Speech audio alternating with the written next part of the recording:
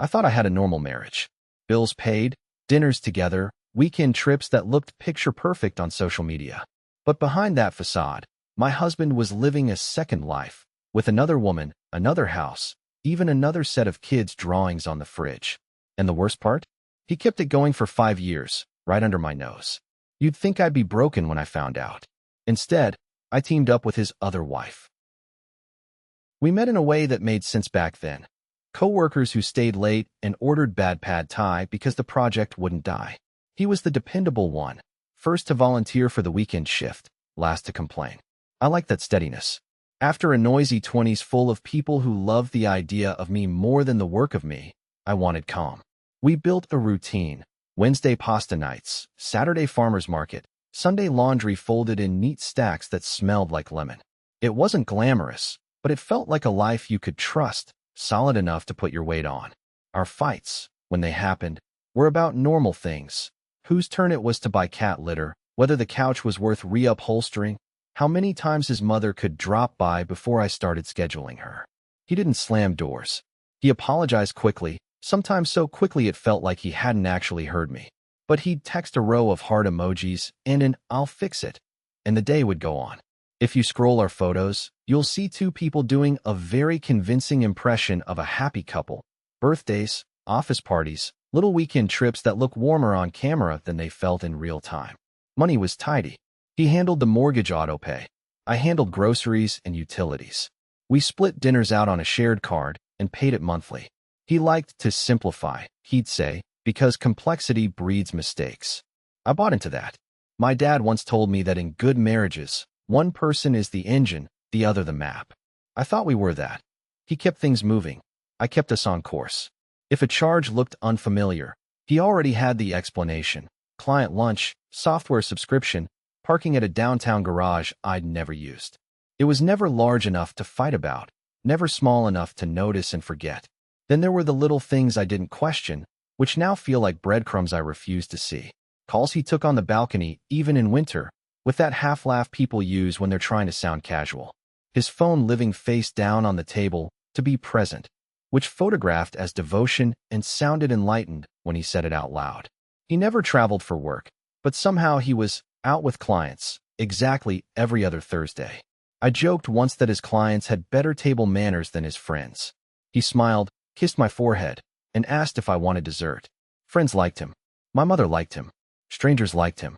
He brought good wine and listened without hijacking stories. People like that are easy to trust because they never broadcast the possibility that they might disappear when you need them most. Inside that safety, I budgeted, planned, softened. I made future lists. A slightly bigger place with morning light. A trip we swore we'd take the year we both turned 40. Names we never admitted we'd already ranked. I told myself contentment is supposed to be a little boring. That's how you know it's stable. There were warning hums I tuned out. A second toothbrush tucked into his gym bag, because the locker room ones are gross. A recurring calendar block called Finance Check-In that never appeared on my phone because, he said, Google keeps duplicating invites.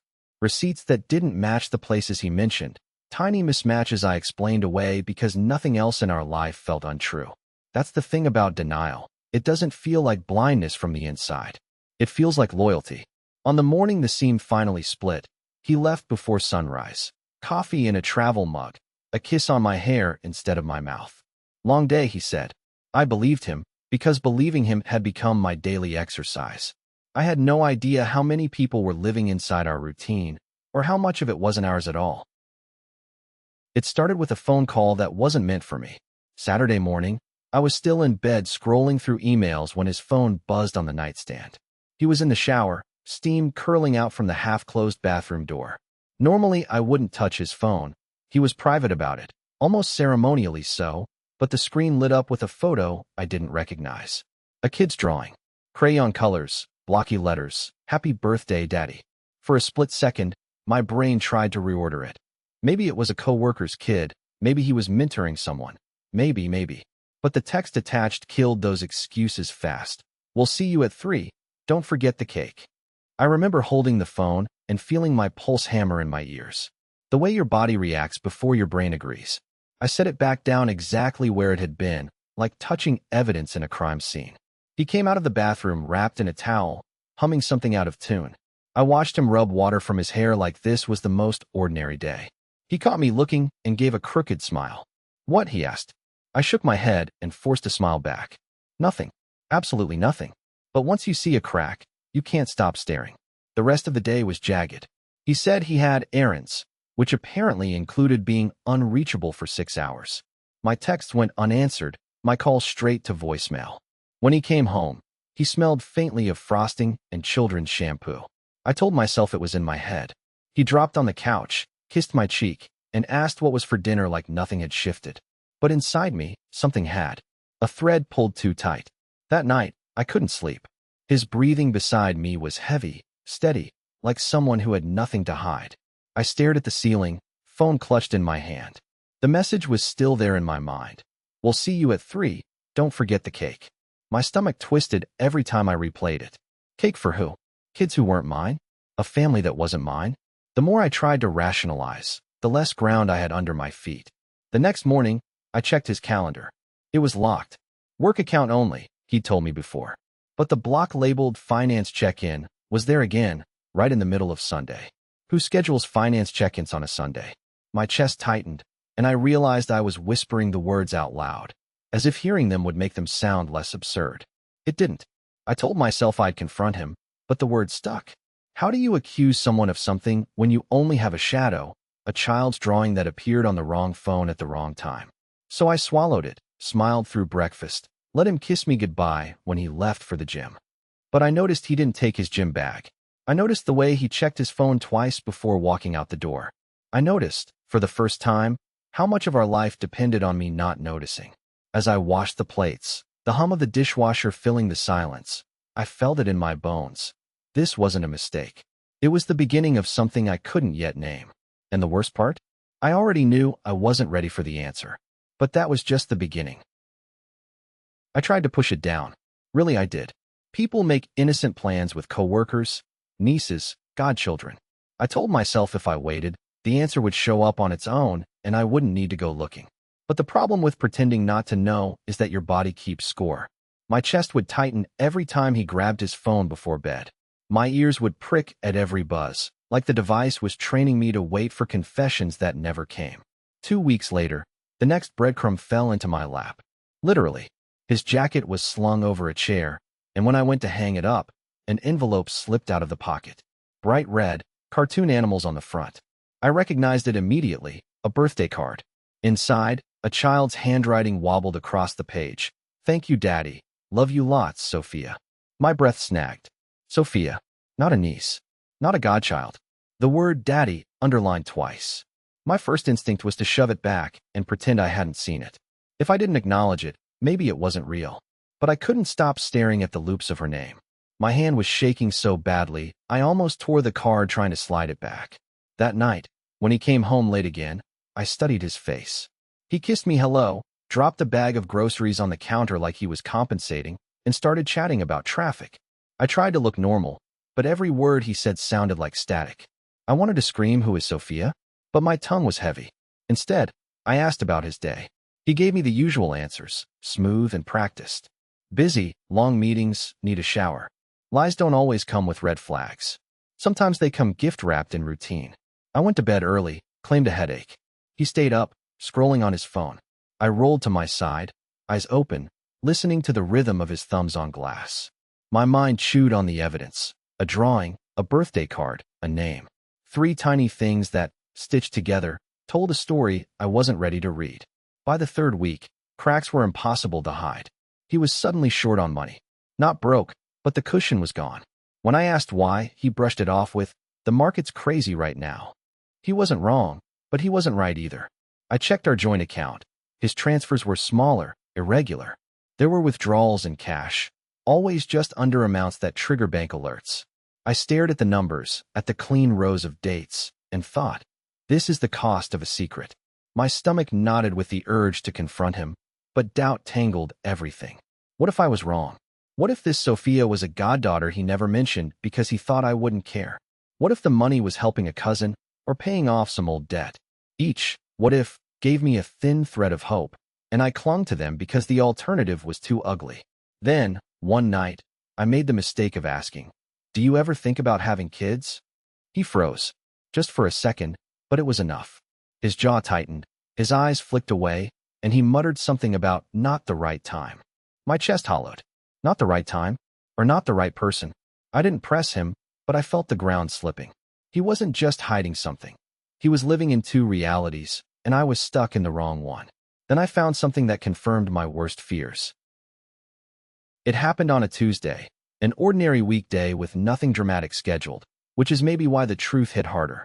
I was cleaning out the office closet, stacking old boxes of tax returns and warranty papers, when I found a folder wedged behind a shoebox. It wasn't hidden well, but it wasn't meant for me either. Inside were receipts, dozens of them. Grocery stores across town, toy shops, a pediatric clinic. None of them were near his office.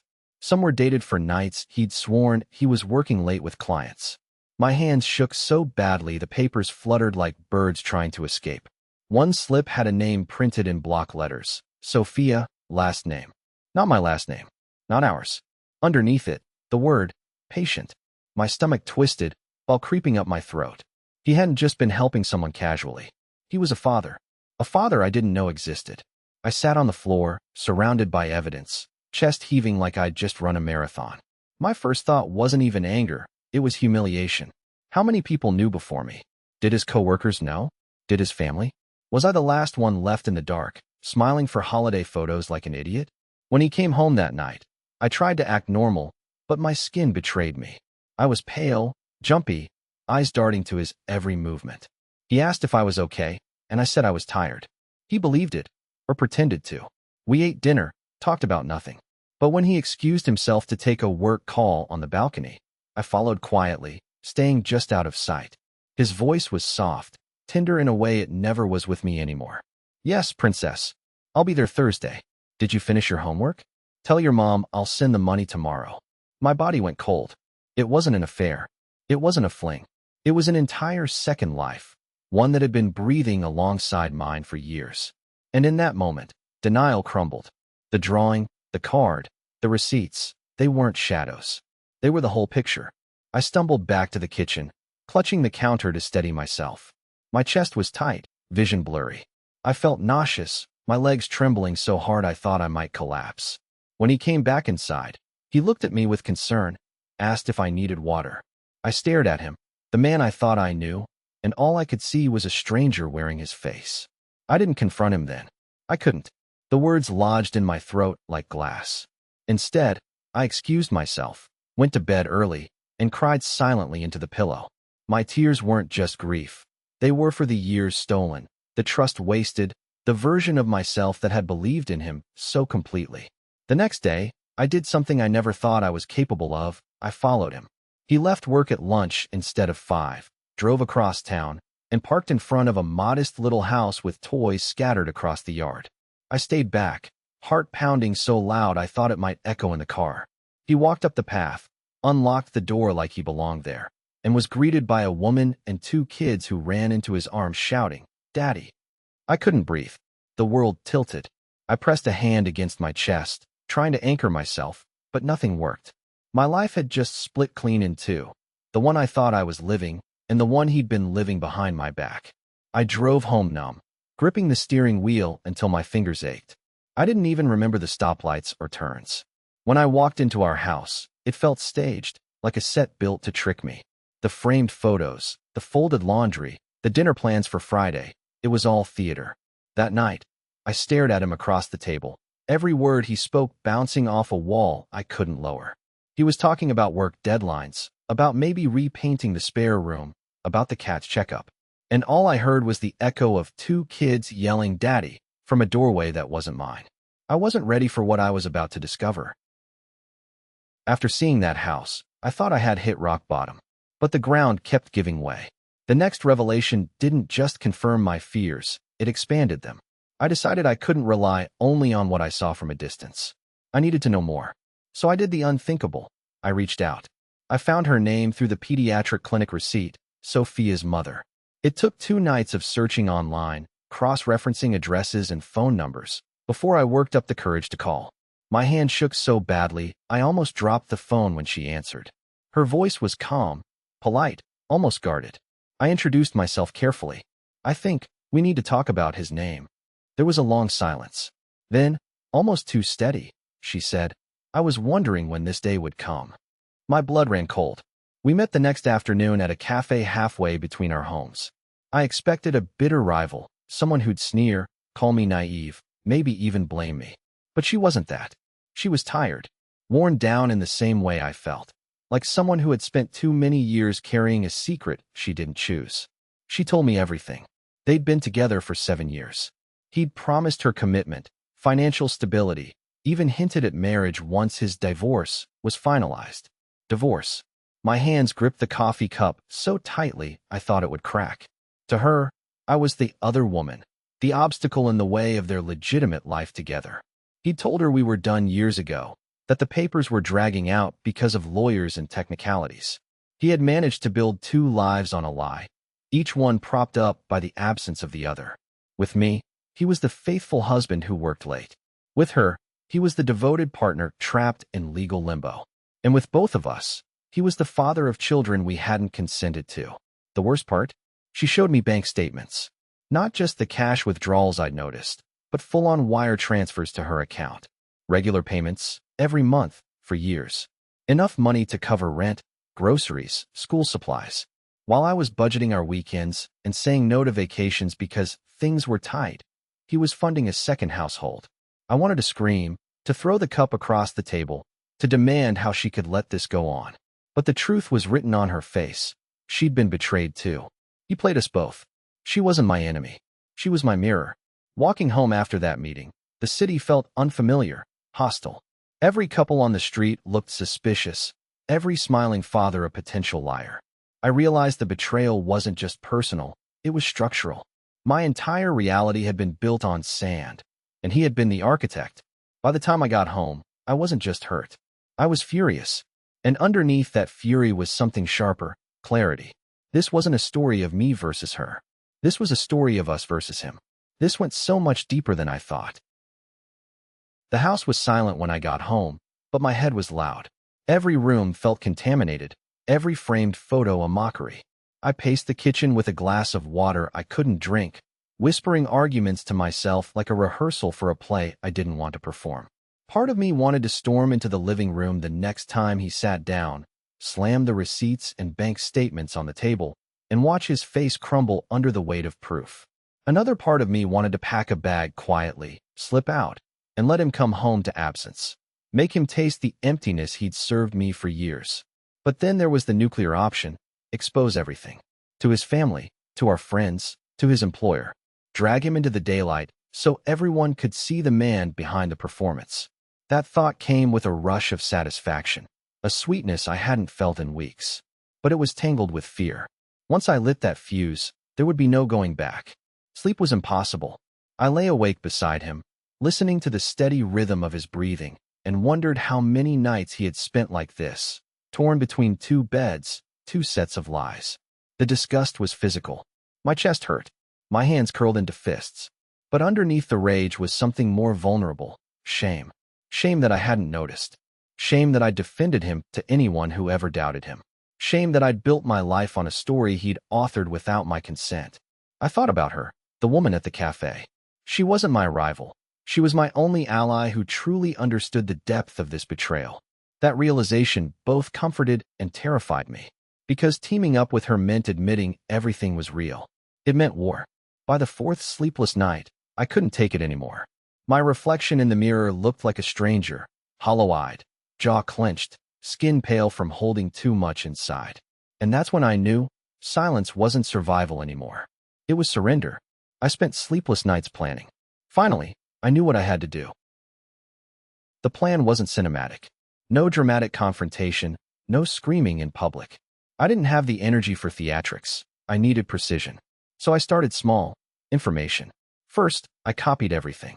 The receipts, the bank statements she'd shown me, the texts I'd glimpsed on his phone, even screenshots of his recurring calendar, finance check-ins. I kept them on a USB drive hidden inside an old vitamin bottle under the sink. I didn't trust the cloud, didn't trust email. I barely trusted the lock on our front door anymore. Then, I reached out to her again. We met at the same cafe, this time less strangers and more co-conspirators. I slid the folder across the table. We have to be smart, I told her. She nodded, eyes tired but determined. He thinks we'll stay quiet because we're ashamed. That's his mistake. We agreed to track his schedule. If he claimed work but ended up at her house, she'd text me. If he claimed clients, and I saw his car parked across town, I'd snap photos. It wasn't glamorous. It was exhausting, but each detail was another nail in the coffin of his double life. The first time I followed through, I thought my heart would explode. He kissed me goodbye at 7, gym bag in hand. I waited 10 minutes, then drove. Sure enough, the bag was just for show. His car was parked outside her place by 7:30. I snapped the picture, timestamp glowing on my phone, and sent it to her. She replied almost instantly, "Got it. He's inside. Stay strong." Back home, I pretended everything was fine.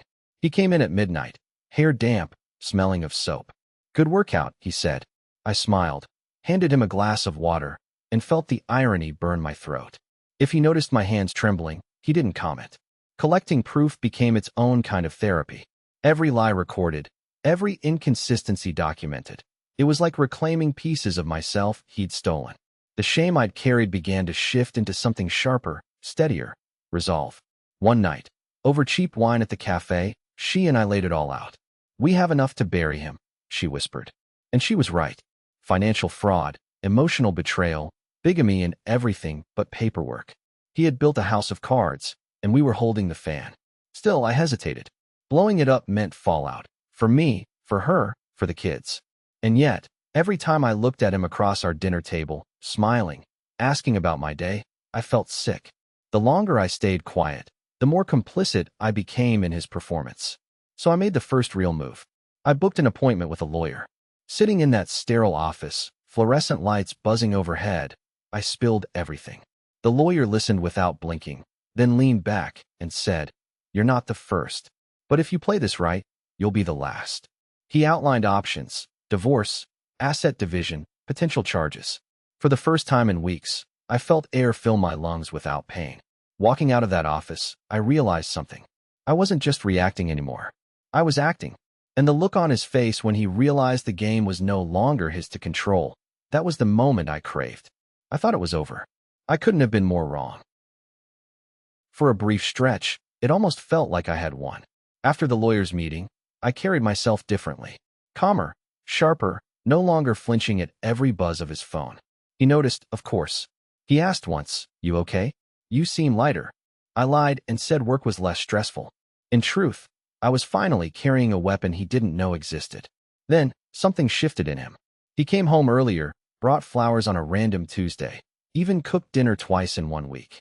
"I've been thinking," he said one night. "I need to make more time for us." The words sounded rehearsed, but the performance was convincing enough that a weaker version of me might have believed him. Part of me almost wanted to. I imagined a clean break where he confessed, apologized, and chose one life. Mine. That's the lie victims tell themselves. Maybe the truth will scare them straight. But deep down, I knew better. The sudden affection wasn't love. It was maintenance.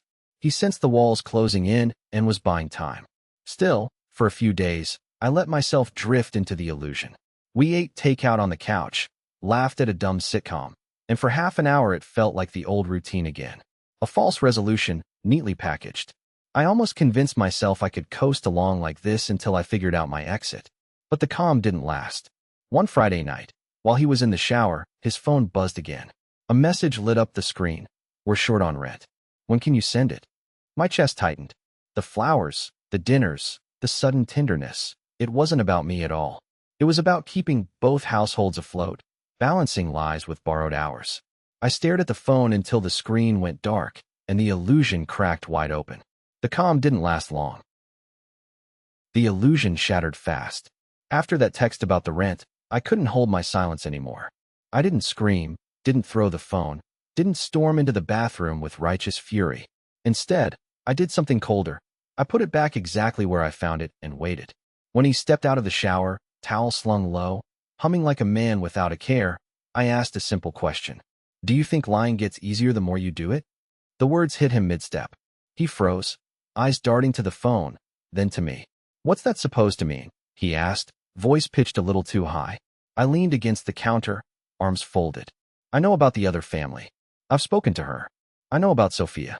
I know about the money. So, are you going to tell me the whole story, or should I? For a second, the mask cracked. His jaw tightened, his pupils blown wide like a cornered animal. Then, astonishingly, he tried to laugh. You're imagining things. You've always been paranoid. But the denial didn't last, because I slid the folder across the table. Receipts, bank statements, photos, timestamps. His hands didn't even reach for them. He just stared like the life he'd built was evaporating in front of him. You don't understand, he whispered finally. It's complicated. Complicated. My voice shook, but not from fear. From rage.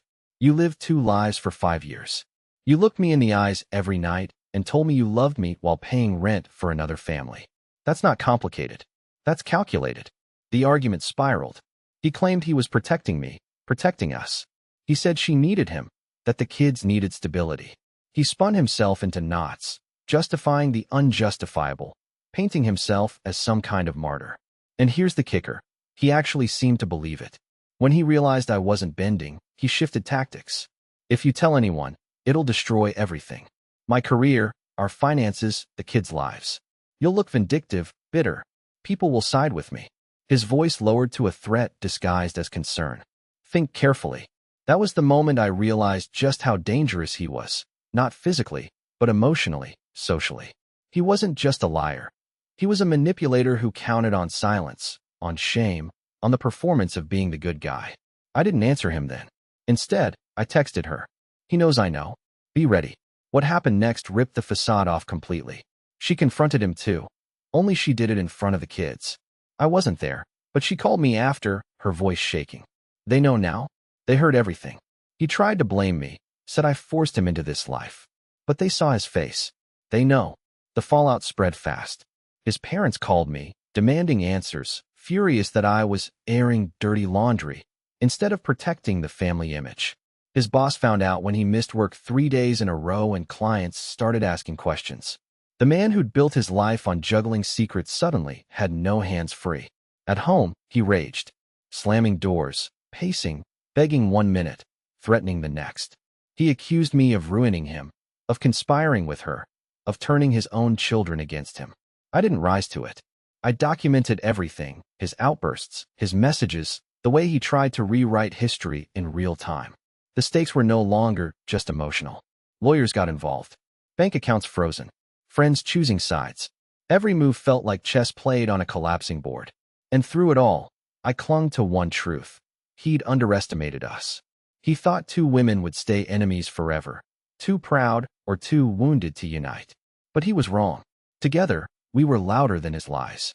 One night, after another marathon argument where he tried to gaslight me into believing I'd overreacted, I looked at him across the table and felt something strange, pity. Not for the man he was, but for the man he could have been if he hadn't chosen deceit. It didn't soften me, it steeled me. Because pity isn't love. It's the last step before indifference. What happened next made me question everything I thought I knew. The house felt haunted, but not by ghosts, by echoes. Every corner carried the weight of lies I couldn't scrub out. He was unraveling, and so was I. Lawyers were circling, accounts frozen, whispers spreading through our families and friends.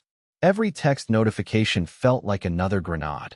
Cousins demanding explanations, coworkers pretending they hadn't heard, my own mother calling in tears asking if any of it was true. I wanted to disappear, to crawl out of my own life and leave the wreckage behind. One night, I collapsed on the kitchen floor, knees pulled to my chest. I stared at the USB drive hidden under the sink, the one with all the proof, and wondered if any of it would ever give me peace.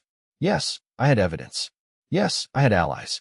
But in that moment, I didn't feel powerful. I felt hollow. He must have sensed my weakness, because that's when he leaned hardest into his manipulation. He came home one evening with takeout from my favorite place, flowers clutched like a peace offering. "We can fix this," he said softly. "We don't have to burn everything down. We can rebuild." His eyes were wet, his voice almost convincing. For a second, I almost wanted to believe him. That was the lowest point. Not when I found the card, not when I saw the kids, but when I doubted myself. When I thought maybe silence would be easier, that pretending could patch the cracks if I just stopped pulling at them. My brain whispered, You could forgive him and no one would have to know how foolish you were. That was the temptation, not love, not loyalty, but the desire to erase my own humiliation. But then I remembered her face, the other woman's, tired and lined from years of carrying the same secret. I remembered Sophia's name written in crayon, and I realized forgiveness wasn't strength, it was surrender. If I stayed, if I let him weave another round of excuses, I'd be complicit in the lie. Still, the weight was crushing. I stopped eating properly. I couldn't sleep. My body was vibrating with adrenaline I couldn't burn off. I doubted whether I had the courage to see this through. I doubted whether justice even existed outside of movies and novels. For the first time, I understood how people collapse under the pressure of secrets. One night, staring at myself in the mirror, I whispered out loud, "You can't let him win." My reflection looked back at me like a stranger, pale, hollow-eyed, trembling, but it nodded all the same. That was my pivot, the lowest point, the moment of temptation, and the realization that giving in would mean erasing myself completely. If I wanted closure, if I wanted my life back, there was only one way through. That's when I realized what I had to do to end this once and for all. The decision crystallized one morning as I sat with my lawyer, the USB drive between us like a loaded weapon. He had asked, "Are you ready to make this official?" My voice didn't shake when I said yes. I wasn't surviving anymore. I was striking. We filed for divorce that day.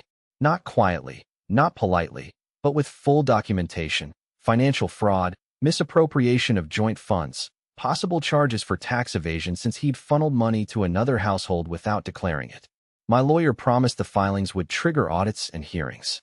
For once, I wanted bureaucracy on my side. But legal papers weren't enough. He needed to see the collapse with his own eyes. So I arranged a meeting. Not just him and me, her too. The cafe where we'd first spoken was too small for this, so we picked a neutral space. A lawyer's conference room, sterile and merciless. When he walked in and saw us sitting together, something flickered in his eyes. Panic, maybe recognition that his worlds had finally collided. "What is this?" he snapped. "This," I said calmly, sliding the folder across the table, "is the end." She leaned forward, voice steady. "We know everything. The lies, the money, the promises. You don't get to play us against each other anymore." For a moment, he tried the usual tactics. Gaslighting, minimizing. "You're both exaggerating. This is out of context. You're turning something complicated into betrayal." But then the lawyer across from us cleared his throat and began listing charges, consequences, financial penalties. The denial drained from his face. For the first time in years, he looked small. I laid down the final blow. "Here's what's going to happen. You'll sign the divorce papers. You'll divide the assets fairly, or the court will do it for you. And you'll stop pretending you're the victim in this story." He tried to bargain, to appeal. "Think about what this will do to my reputation. To the kids. To your reputation is already gone." I cut in. "You destroyed it the moment you decided one life wasn't enough." Her eyes blazed as she added, "And don't you dare pretend this is about the kids. You don't get to use them as shields anymore." The silence that followed was suffocating. He signed, not because he wanted to, but because he knew resistance would only tighten the noose. Every page he initialed felt like a stone lifted from my chest. When it was done, I stood. My hands weren't shaking this time. I looked at him, this man I had loved, trusted, built a future with, and I felt nothing. No rage, no heartbreak, just the clarity of finality. The fallout came fast. His employer, already suspicious, suspended him pending review. Friends he'd charmed stopped returning his calls. His family split down the middle, some blaming me, others too embarrassed to even mention his name. He had built his life on image, and once the image cracked, there was nothing left to hold it together. I walked out of that conference room lighter than I had felt in months. Not free yet. The legal process was still winding its way forward, but untethered from the illusion. For the first time, the lie wasn't mine to carry. Later that night, she texted me. We did it. Two women who should have been enemies had dismantled the empire of a man who thought himself untouchable. I stared at the words, and for the first time in weeks, I smiled. The war was over, but living with the ruins was its own battle.